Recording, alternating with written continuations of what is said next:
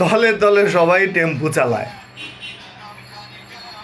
আসলে এটাই বাস্তব। মাননীয় মৎস্য উপদেষ্টা এতদিন ধরে বলে আসলো আমরা ভারতকে ইলিশ দেব না, আমাদের চাহিদা না মেটা পর্যন্ত আমরা ইলিশ রপ্তানি করব না। কিন্তু আজকে প্রত্যেকটা মিডিয়াতে এসেছে যে আমরা ভারতকে 3,000 মেট্রিক টন ইলিশ দিচ্ছি। মানে দুঃখ লাগে আসলে, মানে আমরা আমাদের কমিটমেন্ট রাখতে পারি নাই।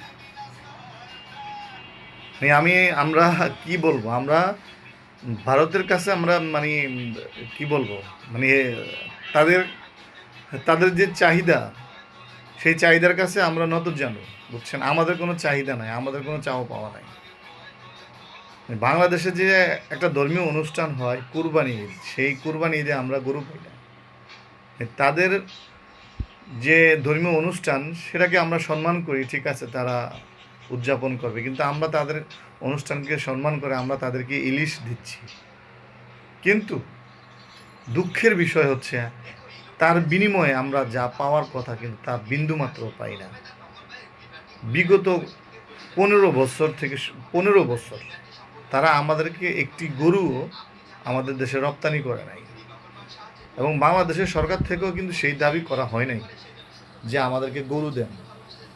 বাংলাদেশের মুসলমান ধর্মপ্রাণ মানুষ যে প্রতি ঈদে কোরবানি ঈদে যে গরু কুরবানি দেয়, আমাদেরকে অন্তত কিছু কুরবানি দেয়।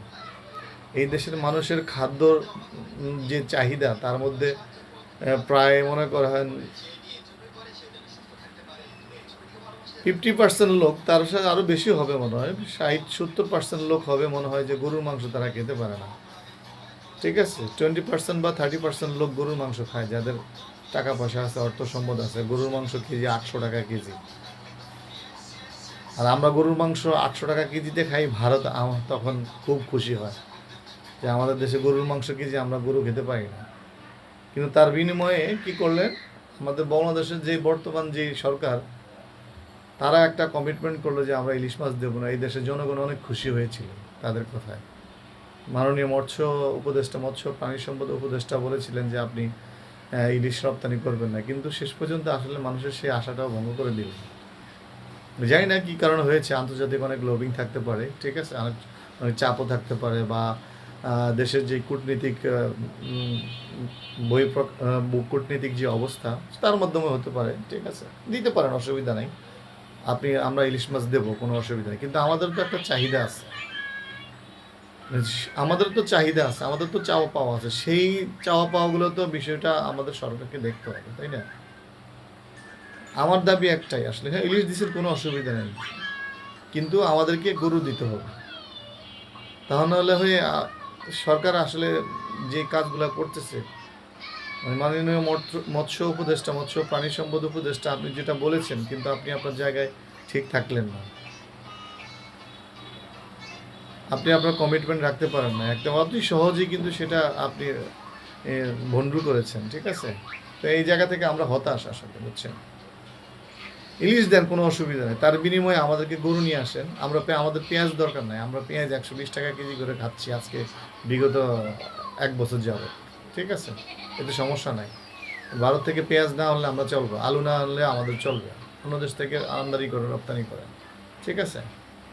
কিন্তু ভারত তো আমাদেরকে বিনিময়ে আমাদের যে চাওয়া যে সেগুলো দিচ্ছে না। দুঃখ লাগে আসলে, বুঝছেন? আজকে এই জন্য আমি এই লাইভে এসে এই কথাটা বললাম। ইলিশ দেন, ভালো কথা, তার বিনিময়ে আমাদেরকে গরু দেন।